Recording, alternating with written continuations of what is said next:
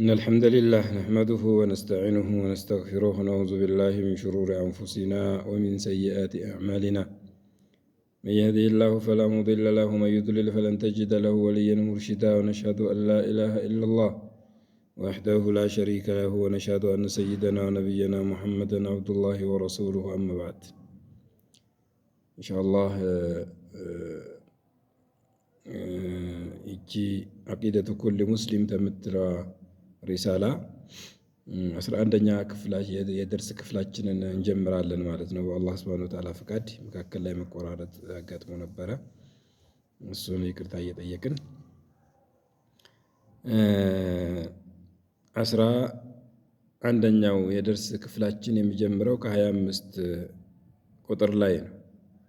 ጥያቄ ቁጥር 25 ላይ ሼኹም ብለው ያነሳሉ፣ ሀል የጁዙ ጠዋፉ ቢልቁቡር፣ ጠዋፍ በቀብሮች ላይ የነቢይም ቀብር ይሁን የወልይም ቀብር የሸይኽ ቀብር እየተባለ በሚባለው ቀብሮች ላይ ጠዋፍ ይቻላል ወይ? መዞር፣ በመዞር ዒባዳ ማድረግ፣ የእነሱን የመውደድ መገለጫ አድርጎ በቀብር መዞር፣ ልክ በካዕባ እንደሚዞረው ለአላህ ሱብሓነሁ ወተዓላ ለመቀራረብ ብለን በካዕባ እንደምንዞረው አይነት ወደ ሰዎች ለመቀራረብም ብለን ይሁን ወደ አላህ ሱብሓነሁ ወተዓላ ለመቀራረብ ብለን ይሁን በቀብሮች መዞር ይቻላል ወይ ነው ጥያቄው። መልሱ ላ የጁዙ ጠዋፉ ኢላ ቢልካዕባ፣ ጠዋፍ በካዕባ ብቻ የተገደበ ከካዕባ ውጭ ባለ በማንኛውም ቦታ ላይ በጠዋፍ ዒባዳ የማይፈቀድ የሆነ ጉዳይ ነው በሸሪዓችን ማለት ነው። በካዕባ ጉዳይ በተመለከተ አላህ ሱብሓነሁ ወተዓላ በተከበረው ቃሉ ወሊጠወፉ ቢልበይት ልዓቲቅ ይላል። በቀድሞው ቤት በመጀመሪያው ለአምልኮነት እንዲያገለግልና ሰዎች ወደ እሱም ዙረው ሆነ በሱ ውስጥ አምልኮን እንዲያደርጉ ተብሎ በተገነባው በቀድሞው ቤት በሱ ይዙሩ ይላል። ወሊጠወፉ ይዙሩ፣ ቤቱን በመጎብኘት ቤቱን በመዞር የተለያየ ስርዓት አለው ያዟዟር። ያንን ኢስላም ያበጀውን ስርዓት ተከትሎ በቤቱ መዞር ይሄ ዒባዳ ነው። አላህ ሱብሓነሁ ወተዓላ አምር ያለበት ዒባዳ ነው። ከዚህ ውጭ ባለ ቦታ ላይ ግን በማንኛውም ቦታ ላይ መዞር የተከለከለ ነው የሚሆነው። ዒባዳ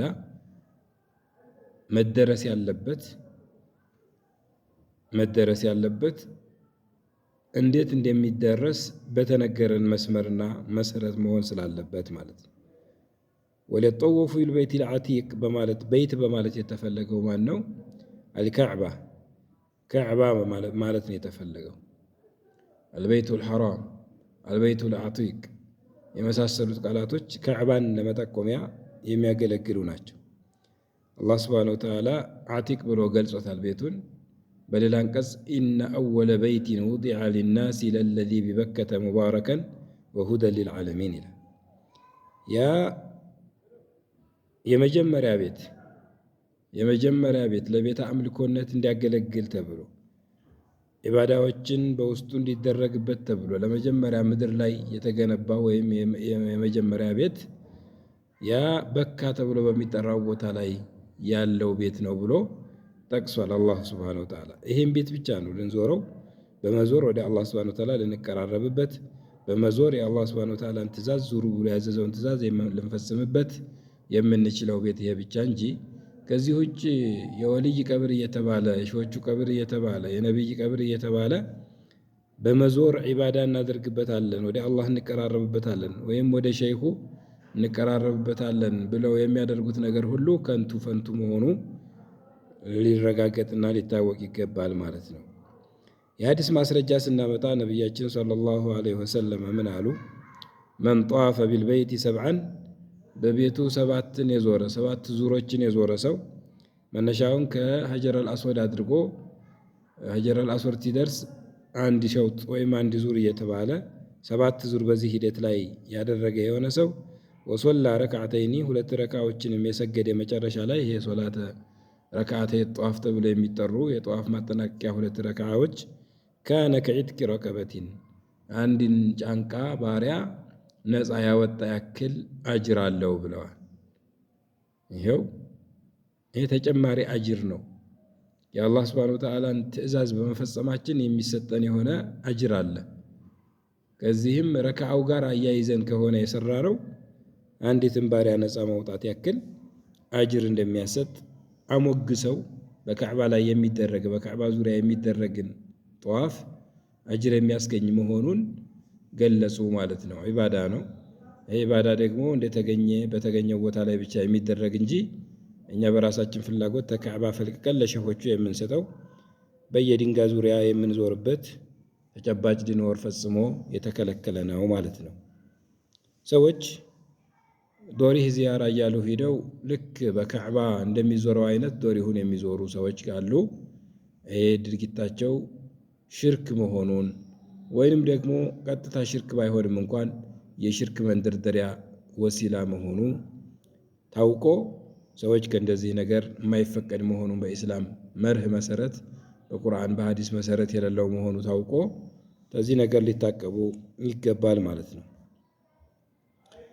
ወደ 26ኛው ጥያቄ ስናልፍ ሀል ተጁዙ ሶላት ወልቀብሩ አማመክ፣ ሶላት መስገድ ይፈቀዳል ወይ ቀብሩን ፊት ለፊት አድርገህ ሶላት መስገድ ይፈቀዳል ወይ የሚል ጥያቄ ሲሆን ላ ተጁዙ ሶላቱ ኢለል ቀብር፣ ወደ ቀብር ዙሮ መስገድ አይፈቀድም ነው። ሶላቱ ሱና ሶላት የሚሆን ፈርድ ሶላት በፊት ለፊታችን ቀብር ታለ ወደ ቀብር ዙሮ መስገድ አይቻልም። ኢላ ሶላተል ጀናዛ፣ በጀናዛ ላይ የሚደረገው ሶላት ሲቀር፣ ይሄ በነስ ተጠቅሷል። በነስ ነቢዩ ዓለይሂ ሰላቱ ወሰላም ቀብር ላይ ይሰግዱ ነበር፣ ያልተሰገደባቸው ሰዎች ቀብራቸው ዘንድ ሂደው ይሰግዱ ነበር ከተባለ ፊት ለፊታቸው ቀብር እንዳለ ይታወቃል ማለት ነው። ስለዚህ ሶላተል ጀናዛ ከሆነ በፊት ለፊታችን ቀብር ቢኖርም ሐታ ተተቀበሩም በኋላ ቢሆን ቀብሩ ላይ መስገድ እንደሚቻል እነሱ መጥቷል። ከዚህ ውጭ ያሉ ሶላቶች ግን ወደ ቀብር ዙረን መስገድና በቀብራችን ቀብሩን ፊት ለፊታችን አድርገን መስገድ የተከለከለ፣ ቀብር ዘንድ መስገድ የተከለከለ መሆኑ በነሱ መጥቷል ማለት ነው። ቀብር ዘንድ ሐታ ተኋላ እንኳን ቢሆን በፊት ለፊት እንኳን ባይሆን ቀብር ዘንድ መስገድ ለሶላት የተከለከለ ነው። አላሁ ስብሓነሁ ወተዓላ በተከበረው ቃሉ ምን ይላል? ፈወሊ ወጅሀከ ሸጥረል መስጂዲል ሐራም፣ ወደ ተከበረው ቤት አቅጣጫ ፊትህን አዙር ይላል። ወደ ቀብር አይደለም ፊቱ መዞር ያለበት፣ ወደ ተከበረው ቤት አቅጣጫ ነው። አይስተቅቢል ካዕባ፣ ካዕባን ተቅጣጭ ማለቱ ነው። ካዕባን ተቅጣጭ ሶላት በምትሰግድ ጊዜ። ነቢዩም ዓለይሂ ሰላቱ ወሰላም በሐዲሳቸው ላይ ምን አሉ? ላተጅሊሱ ዐለል ቁቡሪ ወላ ቱሰሉ ኢለይሃ፣ በቀብር ላይ አትቀመጡ አሉ። ቀብር ላይ መቀመጥ የተከለከለ መሆኑን የቀብር ባለቤቱ ማዋረድና ኢሃና ማድረግ ስለሆነ የሞተን ሰው አጥንት መስበር በሕይወት እያለ እንደ መስበር ነው ብለውም ስለተናገሩ የሰው ክብሩ ስለሞተ የሚቀንስና የሚቀር ስላልሆነ ቀብሩ ላይ ሄዶ አንድ ሰው ዘው ብሎ መቀመጥ፣ ቆሻሻ በሱ ላይ መጽዳዳት የመሳሰሉ ነገሮች ሸሪዓ ሐራም ታደረጋቸው ድርጊቶች ናቸው እና ይሄንን በተመለከተ ላተጅሊሱ ዐለል ቁቡር፣ ቀብር ላይ አትቀመጡ አሉ። ቀብር ይከበራል ሲባል ይመለካል ማለት አይደለም። ማሳነስ፣ በላዩ ላይ መቀመጥ አይፈቀድም። ወላ ትሰሉ ኢለይሃ፣ ወደ እሷም ዙራችሁ አትስገዱ አሉ። ይሄ ነው ማስረጃችን። የቅድሙ ወደ ቀብር ዙሮ መስገድ አይቻልም ለሚለው ወላ ትሰሉ ኢለይሃ፣ ወደ እሷ ዙራችሁ አትስገዱ። በሌላ ሪዋያ በሌላ ዘገባ ወላ ትሰሉ ኢንዳሃ፣ እሷ ጋር አትስገዱ የሚል አለ። እሷ ጋር አትስገዱ ቀብር ዘንድ አትሰሉ ኢለል ቁቡሪ ወላ ኢንደል ቁቡር፣ ወደ ቀብር ዘንድም መስገድ አይቻልም። ሐዲሱን ሙስሊም ያስተላለፉት ሐዲስ ነው። ስለዚህ ቦታው ቀብር ያለበት ቦታ ከሆነ የመቃብር ቦታ ተብሎ የተለየ ከሆነ ያ የመቃብር ቦታ ቀብር የተጀመረበት ከሆነ እዛ ቦታ ላይ ሶላት መስገድ የተከለከለ ይሆናል ማለት ነው። ይህንን ጉዳይ ያው ፉቃዎቹም የኪታቦቻቸው ላይ በደንብ ዳሰሳ አድርገውለታል፣ ሐዲሱም ተንተርሰው ማለት ነው። ስለዚህ ቀብር ውስጥ ማለት ቀብር ክልል ውስጥ ሶላት ፈጽሞ መስገድ የተከለከለ መሆኑን ከሐዲሱ መማርና መረዳት እንችላለን ማለት ነው።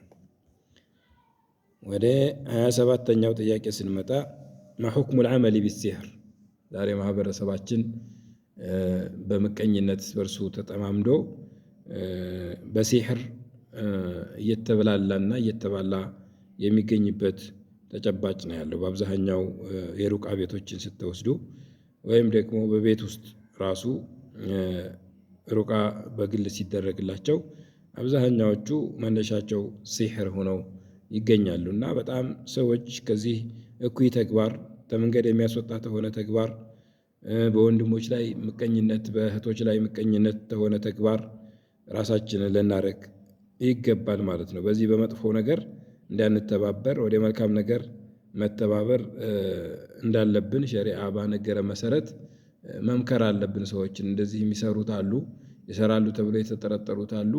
የሲህር አደገኝነትን በያን ልናደርግላቸው ይገባል ማለት ነው። እና በሲህር መስራት እንዴት ነው? ሲህር ማድረግ፣ ማስደረግ፣ መማር፣ ማስተማር የመሳሰሉት ያው ሕክሙ አልዓመል ቢሲህር ተብለው ሊጠሩ ይችላሉ። አልዓመል ቢሲህር ሚነል ኩፍር፣ በሲህር መስራት የተከለከለ ተኩፍር የሚመደብ የሆነ ተግባር ነው።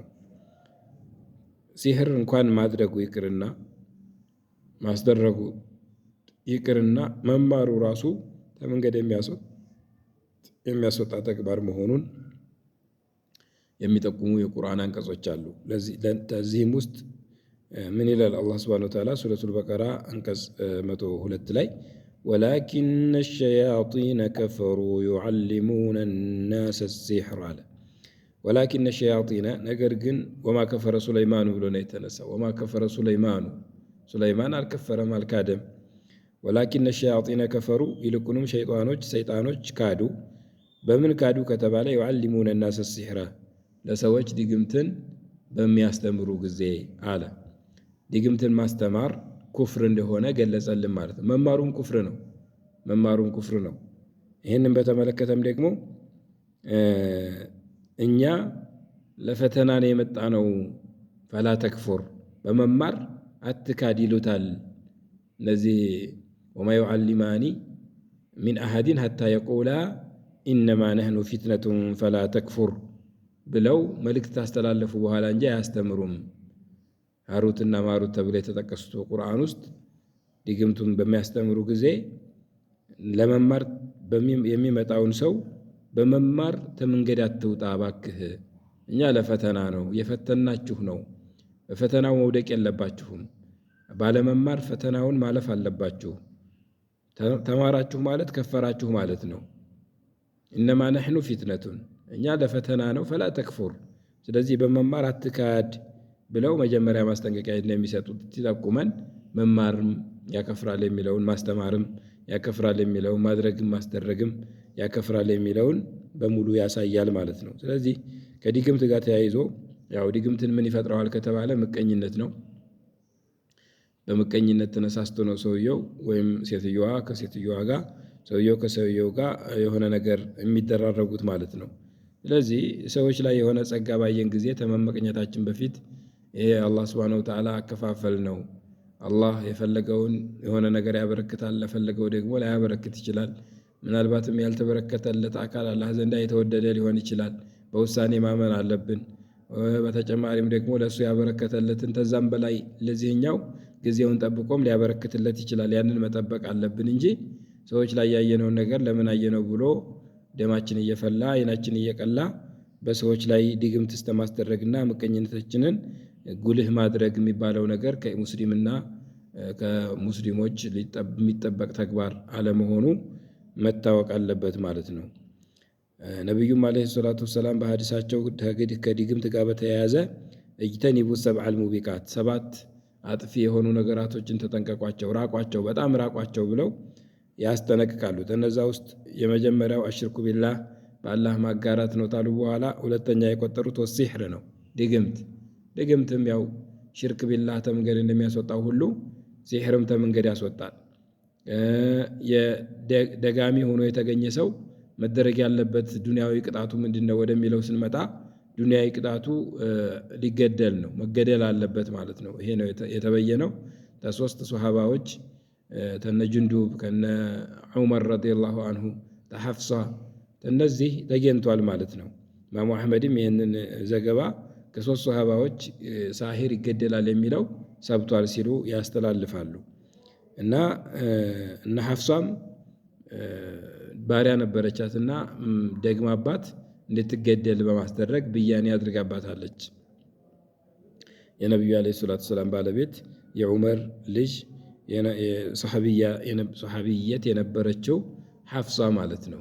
ስለዚህ ከሸሪዓ ምልከታ በኩል የምናገኘው ሐዱ ሳሒሪ የሳሂር ወሰኑ የቅጣት ወሰኑ አዩቅተለ ቢሰይፍ በሰይፍ መገደሉ ነው የሚለው ስለሆነ ይሄ ከባድ መሆኑን ያሳያል። ድርጊቱ ከባድ መሆኑን ያሳያል። ሰዎች እንደቀላል መስሏቸው ማድረግ የሆነ አቅሉን ማሰወርና ወይም ደግሞ ልብሱን ጥሎ እንዲሄድ ማድረግ ስለቻሉ ወይም ሸይጣን ጋር ተጋግዘው ከአላህ ሱብሓነሁ ወተዓላ መንገድ ወጥተውና አፈንግጠው በአላህ ክደው ያንን ነገር መፍጠር ውስጥ ስለገቡ ብቻ ደስታ ሊሰማቸው ሳይሆን መጥፎ ነገር ላይ እንዳሉ ሊወቀሱበት ነው የሚገባው ማለት ነው።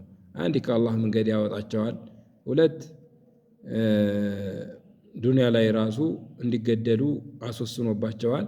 አኺራም ላይ ደግሞ የእሳት ነው የሚያደርጋቸው ተውባት አላደረጉ በስተቀረ ማለት ነው። ስለዚህ በይህን ያክል የዘገነነ ከባድ ወንጀል መሆኑ ተገንዝበን ድግምት ማድረግ፣ ማስደረግ፣ መማር፣ ማስተማር ወደዚህ ሰዎች የሚሄዱ ካሉ ከተጠረጠሩ በያን ሊደረግላቸው ተዚህ ተውባ እንዲያደርጉ ታደረጉም እንኳን ተዚህ ተውባ እንዲያደርጉ ቶሎ ራሳቸውን እንዲያመቻቸው ያስፈልጋል ማለት ነው። ኢንሻአላህ ያው ትምህርታችንን ለቲክቶክ እንዲመች አጠር ማድረግ ስለሚጠበቅብን በ27ኛው ላይ ጥያቄ አጠናቀን ወደ 28ኛው ከመግባታችን በፊት 11ኛው ደርሳችንን ወይም የደርስ ክፍላችንን እዚሁ ላይ እናጠናቀቃለን ማለት ነው። ሶስት ጥያቄዎችን ነው ዛሬ የዳሰስነው ማለት ነው። አንደኛ የሲህር ጉዳይ ክልክል እንደሆነ ከመንገድ የሚያስወጣ መሆኑ ተዳሷል። ሁለተኛው በቀብር ዙሪያ ጠዋፍ ማድረግም እንደዚሁ የተከለከለና በሸሪዓ መሰረት የሌለው በካዕባ ብቻ እንጂ በሌላ እንደማይቻል ተዳሷል ማለት ነው። እነዚህና መሰል መጀመሪያ ላይ የሚዳሰስነውን በደንብ በመከታተል ዲናችንን የሚያቆሽሽ ነገር ወይም ደግሞ ሙሉ ለሙሉ ተመንገዱ የሚያስወጡ ነገር ወይም ሃይማኖታችንን የሚያጓድል ነገር እምነታችንን የሚያጓድል ነገር ልንጠብቅ የራሳችንን እምነት ማለት ነው ልንጠብቅ ይገባል።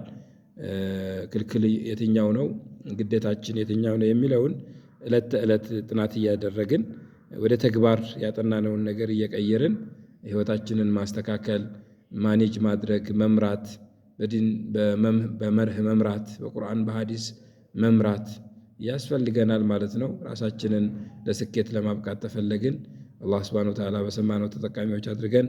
ሱብሓነከ አላሁመ ወቢሐምዲከ አሽሀዱ አን ላ ኢላሃ ኢላ አንተ አስተግፊሩከ ወአቱቡ ኢለይክ። ወሰላሙ ዓለይኩም ወረሕመቱላሂ ወበረካቱሁ።